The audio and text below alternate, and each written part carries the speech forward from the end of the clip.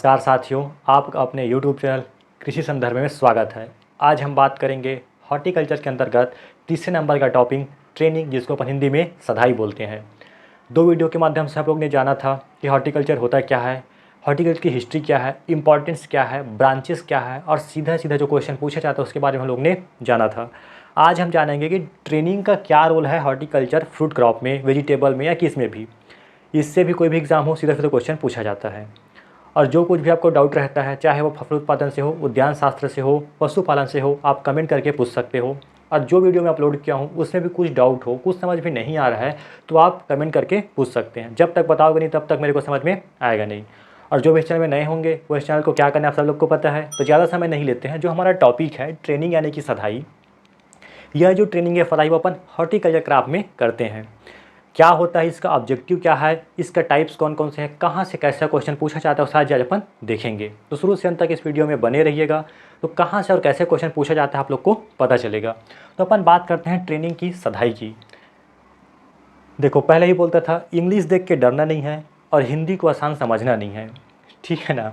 तो मैं हिंदी में बोलते भी जाऊँगा, आप लोग सुनते जाना और देखते जाना।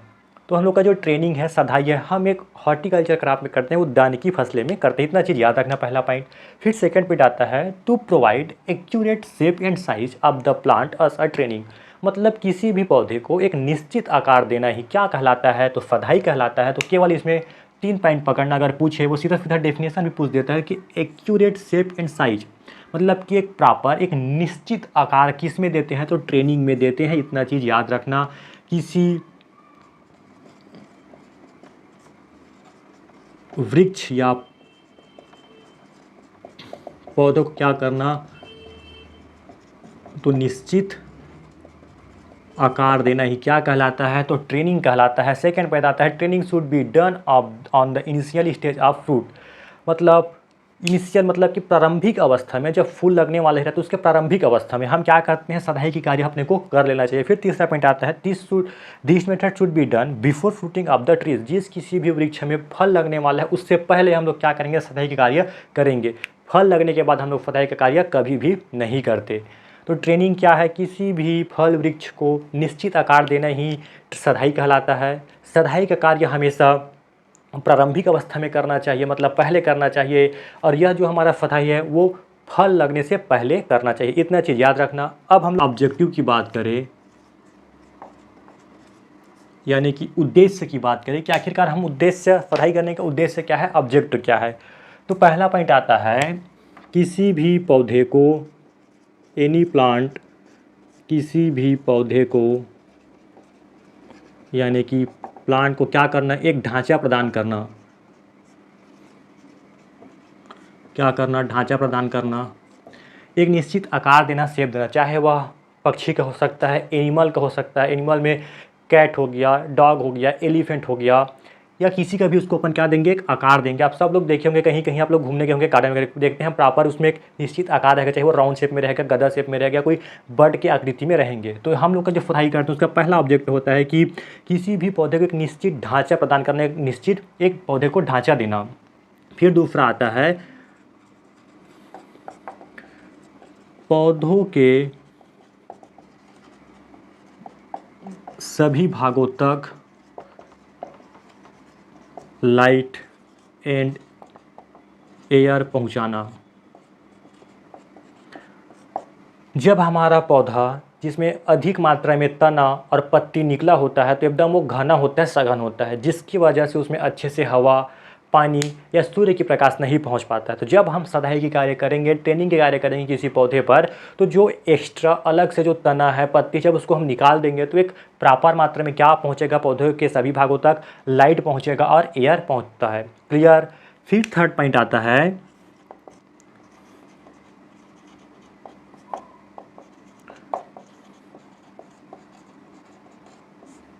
पौधों को मजबूती प्रदान करना।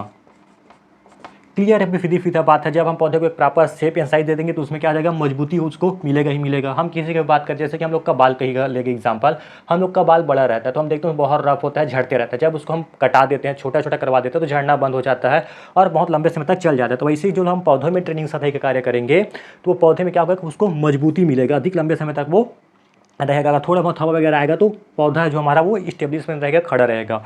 फिर हम लोग चौथे नंबर की बात करें कि आखिरकार हमारी ट्रेनिंग करने का उद्देश्य क्या है, ऑब्जेक्टिव क्या है।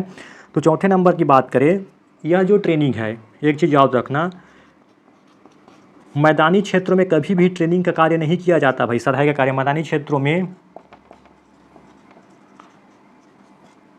सदाई नहीं किया जाता है। तो कहाँ किया जाता है? जहाँ पे हिली एरियाज होते हैं, पहाड़ी क्षेत्र होते हैं, वहाँ पे यह कार्य किया जाता है। तो लिख लेना, मैदानी क्षेत्रों में सदाई का कार्य नहीं किया जाता है और पहाड़ी क्षेत्रों में सदाई का कार्य किया जाता है। इसके ऑब्जेक्टिव्स पे तो क्वेश्चन नहीं पूछा था, लेकिन कभी कभी पूछ दिया जाता है कि सदाई के ऑब्जेक्टिव कौन कौन से। 4-5 ऑप्शन दे देगा, कभी कभी उपरोक्त सभी दे देंगे, कभी 2 दे देंगे, कभी अ और ब दोनों करके दे देंगे। तो ये आप चीज़ आप याद रखना कि किसी की पौधे को ढांचा प्रदान करना, सभी भागों तक हवा और रोशनी पहुंचाना, एक मजबूती ढांचा प्रदान करना। मैदानी क्षेत्रों में सदाई का कार्य नहीं किया जाता है, जहाँ पे पहाड़ी क्षेत्र वहाँ पे सदाई का कार्य करते हैं। फिर यहीं पर 5वां पॉइंट लिख लेना। इतना तक क्लियर है, मैं मिटा रहा हूँ, इसमें 5वां एक पॉइंट और ऐड करेंगे।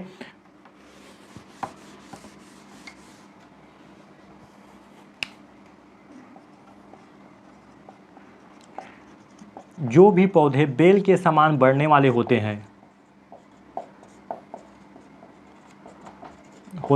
उनमें हम लोग फदाई का कार्य करते हैं, उनमें फदाई करते हैं। जैसे कि कौन कौन सा ऐसा पौधा जो बेल के समान बढ़ता है। तो एग्जाम्पल याद रखना, एप्पल हो गया, गुआवा हो गया, ग्रेप हो गया, बेर हो गया। जो सीधा बढ़ते हैं अधिकतर, उन्हीं पौधे में हम लोग क्या करते हैं, ट्रेनिंग का कार्य करते हैं। अब हम बात करेंगे टाइप्स ऑफ ट्रेनिंग के बारे में। मुख्य रूप से 3 प्रकार से होता है भाई, central leader system, open leader system और मॉडिफाइड लीडर सिस्टम। तो उन्हीं तीनों को आज अपन एक एक करके देखेंगे।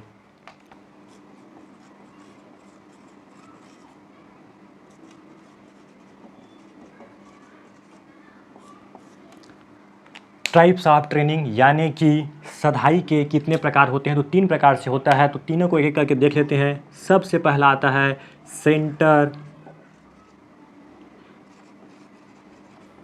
लीडर सिस्टम, जिसको अपन बोलते हैं केंद्रीय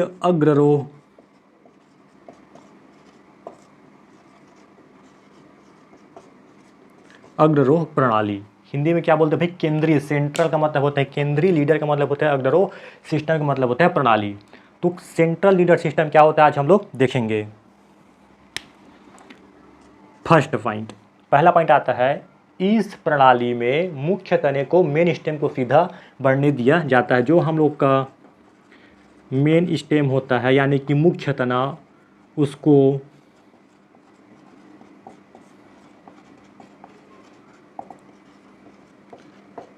सीधा क्या कर दिया जाता है, बढ़ने दिया जाता है। आ गया समझ में कैसा होता है, लास्ट में हम लोग डायग्राम के माध्यम से समझेंगे। फिर तीसरा आता है, मेन स्टेम को उसको सीधा बढ़ने दिया जाता है तथा जमीन के यानी कि सॉइल के सतह से, है ना, तथा जमीन के 1 मीटर सतह के ऊंचाई से,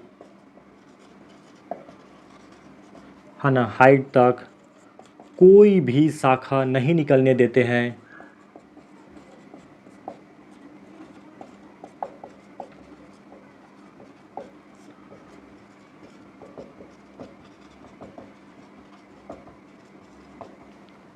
पहला पॉइंट क्या कहता है कि मेन स्टेम उसको सीधा बढ़ने दिया जाता है। जमीन की सतह से 1 मीटर के हाइट तक के कोई भी वहाँ तक शाखा उगने नहीं दिया जाता है। क्लियर। फिर 1 मीटर के हाइट के ऊपर 0.5 मीटर की शाखाएं निकलने दिया जाता है।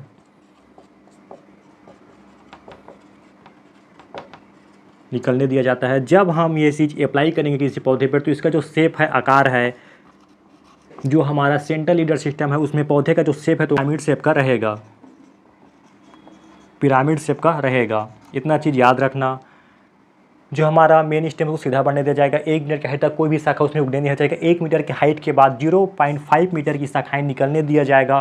फिर इस प्रकार के जो शेप रहेगा तो पिरामिड शेप रहेगा। तो पूछ देता है कि ट्रेनिंग का सदाई का ऐसे कौन सी विधि है जिसमें पिरामिड शेप की आकृति बनता है, तो सेंट्रल लीडर सिस्टम केंद्रीय गिरोह प्रणाली है। यह जो विधि है, जो सेंट्रल लीडर सिस्टम है, जहाँ पे हाई एल्टीट्यूड यानी कि अधिक ऊंचाई वाले है, हाई एल्टीट्यूड एंड जहाँ पे हाई विंड वेलोसिटी है वहाँ पे नहीं अपनाया जाता है। क्लियर है। जहाँ पे अधिक ऊंचाई वाली स्थान हो या जहाँ पे तेज़ रफ्तार से वायु चलता हो वैसे जगह पर सेंट्रल लीडर सिस्टम नहीं अपनाया जाता है। अब क्या होता है सेंट्रल लीडर सिस्टम, ये समझो। ये हमारा ज़मीन की सतह है, ये हमारा मेन स्टेम है जिसको हम कंटिन्यू इसको बढ़ने देते हैं। फिर हम लोग का सेकंड क्या था, 1 मीटर की सतह तक कोई भी शाखा नहीं निकलने दिया जाता है। मान के चलो यहाँ तक 1 मीटर की हाइट तक कोई भी शाखा नहीं निकलने देंगे। फिर 1 मीटर के हाइट के बाद हम क्या करेंगे, कोई भी शाखा निकलेगा वो 0.5 सेंटीमीटर का मीटर का रहेगा, फिर 0.4 मीटर का रहेगा, फिर 0.3 मीटर का रहेगा, फिर उससे कम, फिर उससे कम, फिर उससे कम। तो एक पिरामिडल शेप का ऐसे स्ट्रक्चर बनेगा। इसीलिए इसको बोलते हैं भाई हम लोग कि जो सेंट्रल लीडर सिस्टम में है पौधे का जो शेप है वो कैसा रहेगा, पिरामिड शेप का रहेगा। यह जो विधि है जहाँ पे अधिक ऊंचाई और जहाँ पे तेज़ हवा चलती है वहाँ पे इस प्रकार की विधि को नहीं अपनाया जाता है। क्लियर। और ज़्यादा पूछ लेगा क्वेश्चन तो इसका एग्जाम्पल याद कर लेना कि आखिरकार सेंट्रल लीडर सिस्टम किस में अपनाया जाता है, तो पियर में अपनाया जाता है। इससे ज़्यादा वो नहीं पूछेगा भाई कोई भी एग्ज़ाम हो। अब जो दूसरे नंबर की है टाइप्स ऑफ ट्रेनिंग सिस्टम,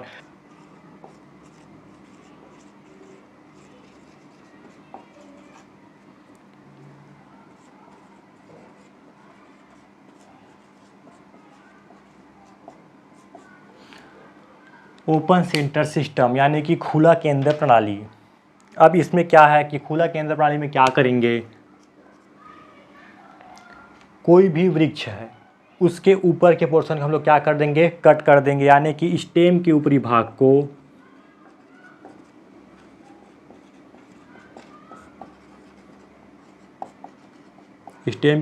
को क्या कर देंगे, कट कर देते हैं, तथा कटे हुए भाग के ऊपर और कोई शाखा नहीं उगने दिया जाता है, नहीं उगने दिया जाता है। क्लियर है। जो हमारा पौधा है उसके ऊपर पोर्शन को, ऊपर की शाखाओं को कट कर देंगे। जहाँ से हम कट किए रहेंगे उसके बाद उसमें कोई भी शाखा उगने नहीं देंगे। क्लियर है। फिर तीसरा पॉइंट आता है,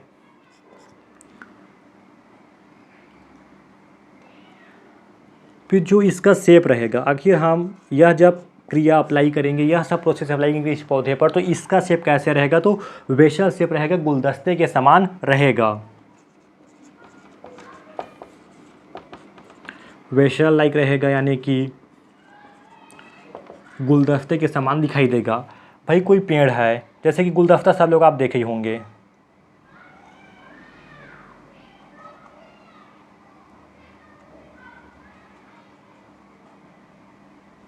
ऐसा हम लोग का गुलदस्ता रहता है कि पेड़ ही मान लो, जब भी हमारा कोई वृक्ष है, कोई पौधा है, हम ऊपर के पोर्शन को कट कर देंगे और ऊपर कोई भी अपन शाखा नहीं उगेंगे, तो पहले से जो शाखा उगे रहेगा वो ऐसे रहेगा, निकले रहेगा पहले से शाखा। तो यहाँ पे अपन क्या गुलदस्ते जैसे रहेगा, गुलदस्ता हमेशा नीचे क्या रहेगा, सकरा रहेगा और ऊपर चौड़ा रहता है, तो गुलदस्ते के आकार का दिखता है। तो पूछ देगा कि सदाई का ऐसे कौन सी विधि है जिसमें पौधे का शेप, पौधे का आकार वेसल लाइक जैसे रहता है, गुलदस्ते के समान रहता है, तो बताना भाई ओपन सेंटर सिस्टम रहता है।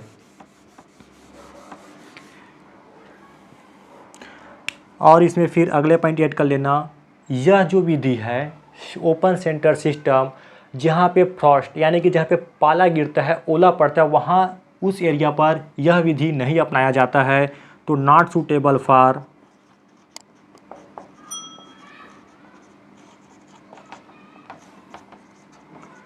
Frost area. जिस स्थान पर या ऐसा क्षेत्र जहाँ पे पाला या ओला गिरता है उस स्थान पर हम ओपन सेंटर सिस्टम को कभी भी नहीं अपनाते, क्योंकि वहाँ पर हमेशा पाला गिरते रहता है, ओला गिरते रहता है। ओला गिरे रहेगा तो जो गुलदस्ते के समान आकृति रहेगा ऐसे, वहाँ पे नमी या ओला एकत्रित होगा, जिससे हम लोग के पौधे को क्या करेगा, वो प्रभावित करेगा, नुकसान पहुँचाएगा। तो जिस स्थान पर पाला या ओला गिरता है वैसे स्थान पर हम ओपन सेंटर सिस्टम यानी कि खुला केंद्र प्रणाली का उपयोग नहीं करेंगे। इसके अगर हम एग्जाम्पल की बात करें, पीच और गुआवा है, इससे ज़्यादा नहीं पूछेगा भाई। उसके शेप के ऊपर पूछ लेगा वेसल लाइक, फिर आएगा पीच या गुआवा कि इसमें अपन पीच और गुआवा में ओपन सेंटर सिस्टम अपनाते हैं। क्लियर है। अब तीसरे नंबर की देखते हैं, लास्ट पॉइंट हम लोग का देखते हैं। आते जा रहे हैं ना समझ में, नहीं आए तो बताना और इसको आसान भाषा में समझाने की कोशिश करेंगे। इससे जो क्वेश्चन है हर एग्ज़ाम में पूछा जाता है, चाहे वो पीएटी हो, आरओ आरएचओ हो, एग्रीकल्चर से कोई भी से एग्ज़ाम हो, चाहे वो जेआरएफ क्यों ना, उससे भी यहाँ से क्वेश्चन पूछा जाता है। अब हम लोग का जो तीसरे नंबर की पॉइंट है, modified central leader system. Modified centre leader system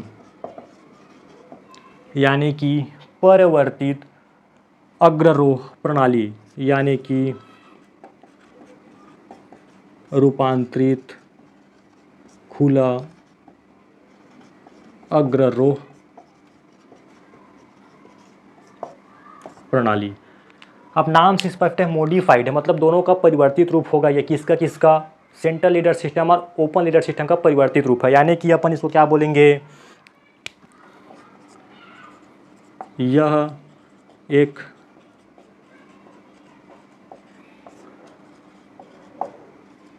परिवर्तित रूप है। तो किसका परिवर्तित रूप है, open leader system and central leader system का परिवर्तित रूप है, ओपन एंड सेंटर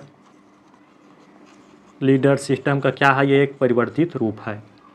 इतना चीज़ याद रखना, मॉडिफाइड सेंट्रल लीडर सिस्टम है एक परिवर्तित रूप है, तो किसका है, ओपन और सेंट्रल लीडर सिस्टम का परिवर्तित रूप है।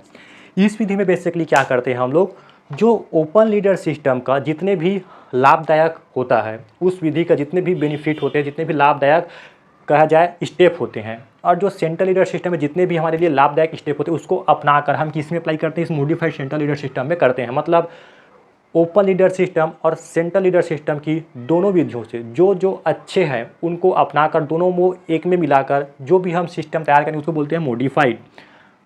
उसके बाद याद रखना, आज की विधि में अभी हम बात करें एट द प्रेजेंट तो सबसे ज़्यादा यही विधि अपनाया जाता है। तो मैक्सिमम यूज़ अभी हो रहा है, और व्यापारिक दृष्टिकोण से यानी कि कमर्शियली की बात करें तो व्यापारिक रूप से इसका उपयोग किया जाता है।